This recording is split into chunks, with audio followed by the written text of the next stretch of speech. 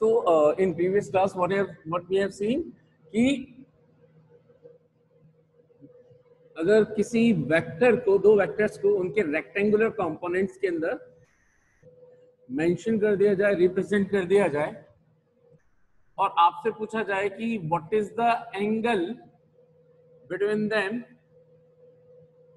Then how to do that. उसके लिए आपको cos थीटा निकालना पड़ता है। और पहले तो हमने ये देखा कि इनका डॉट प्रोडक्ट होता क्या है।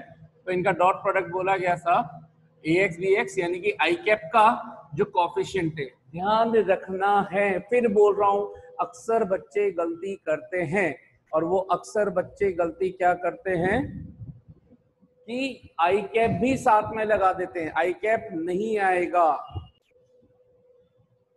तो I cap J cap T cap नहीं लगाना है आपको। कब? जब डॉट प्रोडक्ट आप लिख रहे हो रेक्टेंगुलर कंपोनेंट की कोफिशिएंट की फॉर्म में। ax, ay, az are called coefficients of I cap, j cap, t cap respectively, which are the x, y, z components of a vector. Similarly, bx, by, bz are the coefficient of I cap, j cap, t cap for the vector v vector. ठीक है, तो ध्यान रखना है।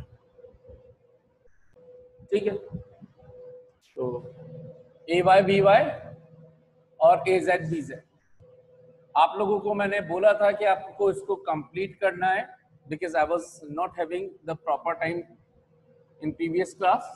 फिर भी मैं इसको बता देता हूँ एक बार फिर से कि आपको कैसे करना है इसको। वैसे मोस्ट प्रोबेबली सबसे हो गया होगा, जिनसे नहीं हुआ उन लोगों के लिए, और उन लोगों के लिए भी जिन्होंने ट्राई किया ही नहीं। आई एम श्योर कि maximum of you did not try, क्योंकि सर बोलते रहते हैं, सर का क्या है, सर तो सर के पास है, हमारे भी पास है, बोलने दो जिसको बोलता है। हम नहीं करेंगे, since it follows the distributive law, so that's why we need to take all the vectors and we need to take the dot product of each and every bracket, है ना। bx i cap, by j cap, bz k cap, this is the proof going on, ठीक है। and you have to write it in your notebook as well। फिर ax i cap हो गया, फिर आपको क्या चूज करना है, ay j cap, और इसका डॉट प्रोडक्ट, डॉट लिखना है भैया ना, बिना डॉट के उसका प्रूफ होगा ही नहीं, तो डॉट बनाना ही बनाना है। ऑरेंज ऑरेंज,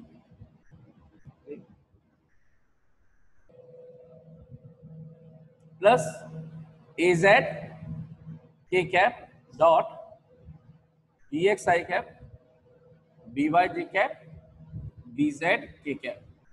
अब क्या करना है भाई, आपको ध्यान रखना है, ax एक स्केलर क्वांटिटी, एक नंबर टाइप से, bx भी एक नंबर टाइप से, कोफिशिएंट है। These are the coefficients. किसके कोफिशिएंट? वेक्टर कौन? I cap. इसमें वेक्टर कौन? I cap. तो आई कैप और आई कैप ही वेक्टर है, तो वेक्टर का ही डॉट प्रोडक्ट हो सकता है। डॉट प्रोडक्ट केवल और केवल वेक्टर क्वांटिटीज का होगा, कोई नंबर का या कोई स्केलर क्वांटिटी का नहीं होगा। कहने का मतलब, अगर कहीं मास दे रखा है और एक्सेलरेशन है, तो you can't right m vector dot a vector, totally wrong. m एक स्केलर क्वांटिटी है और a वेक्टर क्वांटिटी है, तो आप इसको सिर्फ m a वेक्टर लिखोगे, बीच में कोई डॉट वॉट नहीं आएगा। यानी कि multiplication of scalar with vector. अगर केवल एक स्केलर नंबर और एक वेक्टर नंबर है, तो वो डायरेक्ट ऐसे लिखा जाएगा, जैसे f vector is equal to m a vector. कोई भी a vector is equal to lambda p vector, ऐसे लिखा जा सकता है, जहां लेमडा क्या है, कोई स्केलर क्वांटिटी। इनके बीच में कोई भी डॉट नहीं आएगा, दो वेक्टर्स होंगे उन्हीं के बीच में आएगा। और इसी तरह से ये भी मीनिंगलेस है। क्या भी मीनिंगलेस है? W is equal to F vector और S वेक्टर, ऐसे लिख दिया बिना डॉट लगाए। वेक्टर लिख रहे हो लेकिन डॉट नहीं लगा रहे, तो या तो आपको FS लिखना पड़ेगा, या फिर F vector dot S vector लिखना पड़ेगा। लेकिन सिंपली F वेक्टर भी लिख रहे हो, S वेक्टर भी लिख रहे हो, उनके बीच में डॉट नहीं लगा रहे, तो रहोगे। सिंपल। दो वेक्टर्स वेक्टर लगा करके लिख रहे हो, तो उनके बीच में कंपल्सरी या तो डॉट लगेगा या क्रॉस लगेगा, अकॉर्डिंग टू देयर डेफिनेशन। और सिंगल एक स्केलर क्वांटिटी के साथ अगर एक वेक्टर क्वांटिटी हो, तो कोई डॉट नहीं लगेगा, कोई क्रॉस नहीं लगेगा, सिंपली ऐसे लिखी जाएगी। ठीक है, कितना समझ में आ गया? तो देखिए साहब, यहाँ पर ax bx, तो ax bx एक तरह से 2 3 हो गए, तो ये ax bx। वेक्टर कौन? आई कैप, और ये दूसरा आई कैप, तो इसको लिखेंगे ऐसे, I cap dot I cap. Plus अब इस पूरे का सबके साथ चलता रहेगा जब तक ये ब्रैकेट समाप्त नहीं हो जाता साहब। ए एक्स बी वाई आई कैप डॉट जे कैप, ये हो गया। फिर इसके बाद ए एक्स बी जेड और आई कैप का आई कैप वेक्टर, के कैप वेक्टर, आई कैप का के कैप के साथ, ठीक है।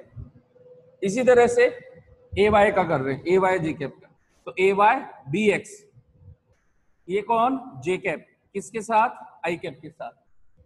फिर A Y B Y J cap dot J cap plus A Y B Z J cap dot K cap. थोड़ा सा सीक्वेंस फॉलो करोगे तो अपने आप देखने की भी जरूरत नहीं पड़ेगी। आप देखो किस तरह से कहानी चल रही है साहब। A Z B X K cap dot I cap, A Z B Y K cap dot J cap plus A Z B Z K cap dot K cap.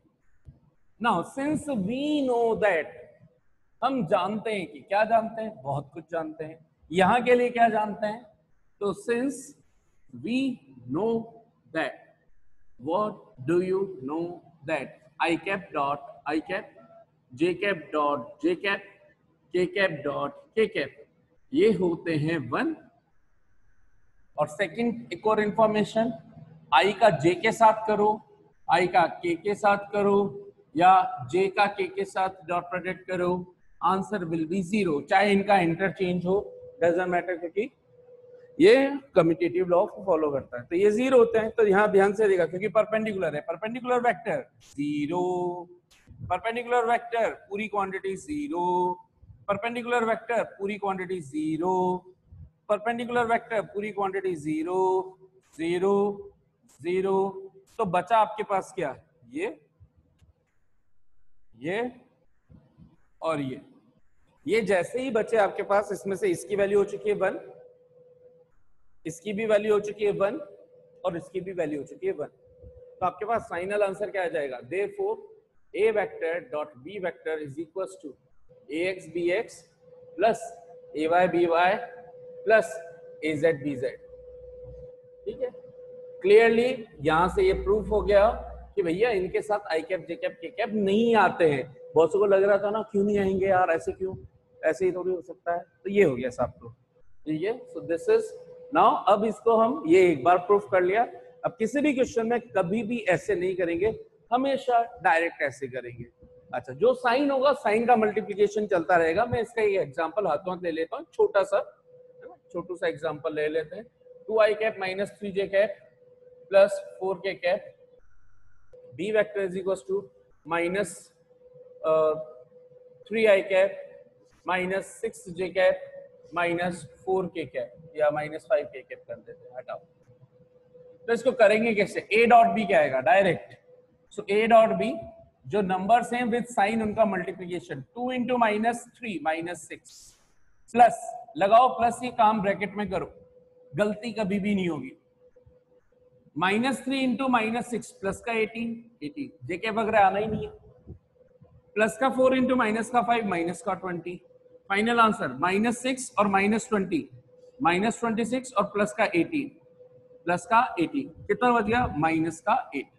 So A dot B का final answer, ये हम देख ही चुके हैं कि dot product positive negative 0 कोई सा भी नंबर आ सकता है। This is the answer. हाँ भाई, यहां तक कितनों को अच्छे से समझ में आ गया।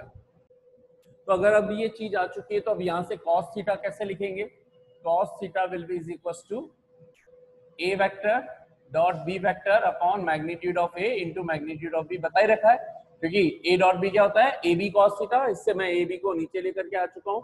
a डॉट b हम निकाले चुके हैं, ax bx plus ay by plus az bz।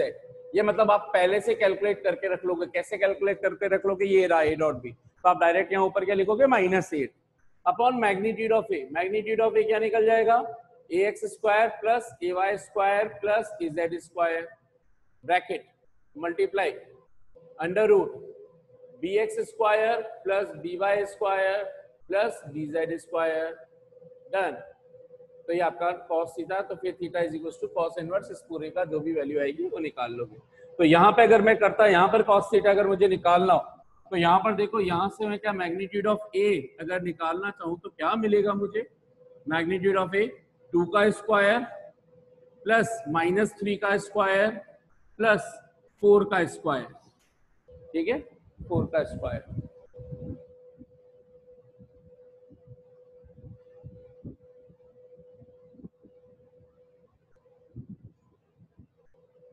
ये कितना मिल गया आपको, is equal to under root of 4 9 16 16 4 20 root 29। यहां से देखूं तो मैग्नीट्यूड ऑफ बी का, मैग्नीट्यूड ऑफ बी कितना निकलेगा, 3 का स्क्वायर प्लस -6 का स्क्वायर, जो भी आईजे के कंपोनेंट होते हैं उनका स्क्वायर करके सम करके उसका अंडर रूट ले लेते हैं, ठीक है।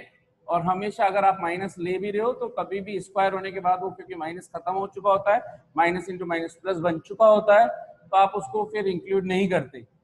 तो ये कितना हो गया भाई, 36 9 45 25 कितना हो गया, 70 रूट 70, ठीक है। सो रूट 70 आ गया। तो अब इसका cos थीटा निकालना होता तो cos थीटा क्या लिखता मैं, a dot B upon magnitude of a, magnitude of b, a dot B कितना है -8, ये निकाल लिया। मैग्नीट्यूड ऑफ a कितना है हमारे पास, अंडर रूट 29 और रूट 70। आप ज्यादा से ज्यादा अगर मान लो ये कुछ कुछ हो रहे हो तो आप इनको अंडर रूट में, अगर कोई दो ब्रैकेट मल्टीप्लाई में चल रहे हो तो आप इसको ऐसे जरूर लिख सकते हो, 29 इंटू 70 अंदर के अंदर, है ना। जैसे रूट 3 इंटू रूट 2 तो रूट होल रूट 6 हो जाएगा, तो ऐसे। तो थीटा इज इक्वल टू क्या आ गया, cos इनवर्स। अगर ये सॉल्व हो सकता है तो अच्छी बात है, नहीं हो सकता तो हम डायरेक्ट लिखते हैं ऐसे, रूट ऑफ 29 इंटू 70, डन। अगर ये सॉल्व होता होगा तो आप कर सकते हैं, कोई दिक्कत नहीं है। मैंने अभी ज्यादा दिमाग नहीं लगाया है कि यहाँ पे सॉल्व करने का मेरा मेन एम नहीं है, तरीका बताने का एम था। तो भाई ये क्वेश्चन भी समझ में आ गया क्या सभी को, यहाँ तक था। तो आपसे जब भी ऐसे क्वेश्चन पूछा जाए कि दो वेक्टर दे दिए cos थीटा, उनके बीच का एंगल निकालो, क्या करना है, उनका ए डॉट भी फाइंड करना है, उनका अलग अलग मैग्नीट्यूड फाइंड करना है और cos थीटा के फॉर्मूले में सब्स्टिट्यूट कर देना है। जैसे इस क्वेश्चन में 3 आया, रूट 6 आया, रूट 6 आया, फाइनली cos थीटा की वैल्यू 1/2 कितने डिग्री पे होती है, 60, थीटा आ गया 60। हाँ भाई, सभी को यहाँ तक सब कुछ क्लियर है।